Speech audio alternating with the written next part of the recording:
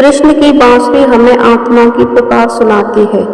प्राचीन काल की बात है, वृंदावन की हरी हरी वादियों में एक छोटा सा गांव बसा था, नंद गांव। यहाँ गायें चराई जाती थी, मिट्टी के घरों में प्रेम बसता था और सबसे बड़ी बात, यहाँ श्री कृष्ण का निवास था। बाल लीलाओं, नटखट अदाओं और सबसे अधिक अपनी बांसुरी के लिए जाने जाते थे। जब भी वे बांसुरी बजाते, पूरा ब्राह्मण जैसे ठहर जाता था। पशु पक्षी, ग्वाल बाल, गोपियां, सब कुछ शांत हो जाता और एक गूढ़ अदृश्य आकर्षण सभी को उनकी ओर खींच लेता। परंतु इस कथा का नायक कृष्ण नहीं, बल्कि विराज नाम था। एक युवक है जो अपने जीवन के उद्देश्य से भटका हुआ था।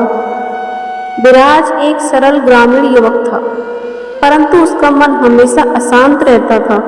वह खेतों में काम करता, गायों को चराता, अपने माता पिता की सेवा करता, परंतु फिर भी उसके मन में एक अधूरापन था। रात को जब सब सो जाते, तब वह चुपचाप यमुना किनारे जाकर बैठा और आकाश की ओर देखता।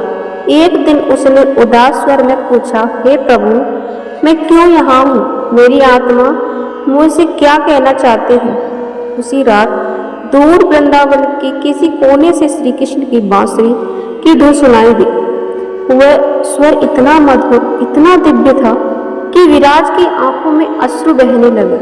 वह जैसे ही चेतना एक नई आस्था में प्रवेश कर गया, अगली सुबह विराज उस ध्वनि की दिशा में चल पड़ा। उसने किसी से कुछ नहीं कहा, वह केवल उस बांसुरी की आवाज के पीछे पीछे चलता रहा, जैसे कोई खोई हुई आत्मा अपने स्रोत की ओर लौट रही हो। चलते चलते एक नंदगांव पहुंचा। वहां वृक्षों की छांव में एक छोटी सी बांसुरी की प्रतिमा रखी थी। कुछ साधक भजन कर रहे थे। मुरलीधर की बांसुरी में आत्मा की बोली है। विराज हट गया, उसके मन में अजीब शांति छाने लगी।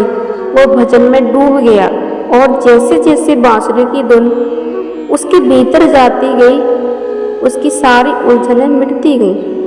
तभी एक वृद्ध साधु उसके पास आए और बोले, बेटा, तू जिस उत्तर के बाहर ढूंढ रहा था, वह तेरे अंदर था। कृष्ण की बांसुरी आत्मा की पुकार है। जो उसे सुने वह स्वयं को जान सके। विराज ने साधु से पूछा, परंतु प्रभु की बांसुरी कोई सुन नहीं पाता, क्यों? साधु मुस्कुराए, क्योंकि हम संसार के शोर में खो गए हैं। जब मन शांत होता है, जब मोह माया के पर्दे हटते हैं, तभी आत्मा की आवाज सुनाई देती है। कृष्ण की बांसुरी उसी आवाज का प्रतीक है, प्रेम, त्याग और शुद्धता का स्वर। उस दिन के बाद विराज ने वृंदावन में ही निवास करना आरंभ कर दिया। वह गायों की सेवा करता, बच्चों को पानी देता और हर शाम कृष्ण की बांसुरी सुनने यमुना किनारे जाता। धीरे धीरे उसका चेहरा चमकने लगा, उसके भीतर की बेचैनी समाप्त हो गई। वह जान गया कि उसका जीवन भी बांसुरी की तरह है। जब वह अपने जीवन को भगवान के हाथों में सौंप दिया, तभी उसमें से दिव्य ध्वनि निकलने लगी। वर्षों बाद लोग विराज को शांत योगी के नाम से जानने लगे। वह बोलते कम पर मुस्कुराते अधिक थे। कोई उनसे पूछता, आप इतना शांत कैसे रहते? तो वह बस यही करते, मैंने श्री कृष्ण की बांसुरी सुनी है, अब मुझे खुद को खोजने की जरूरत नहीं, मैं वही हूँ जहाँ मुझे होना चाहिए। कृष्ण की बांसुरी हमें सिखाती है कि जब हम संसार के शोर से हटकर अपने अंतर्मन में उतरते हैं, तभी हमें आत्मा की असली पुकार सुनाई देती है। वह पुकार हमारे जीवन के उद्देश्य, सच्चे प्रेम और ईश्वर से मिलने की राह दिखाती है।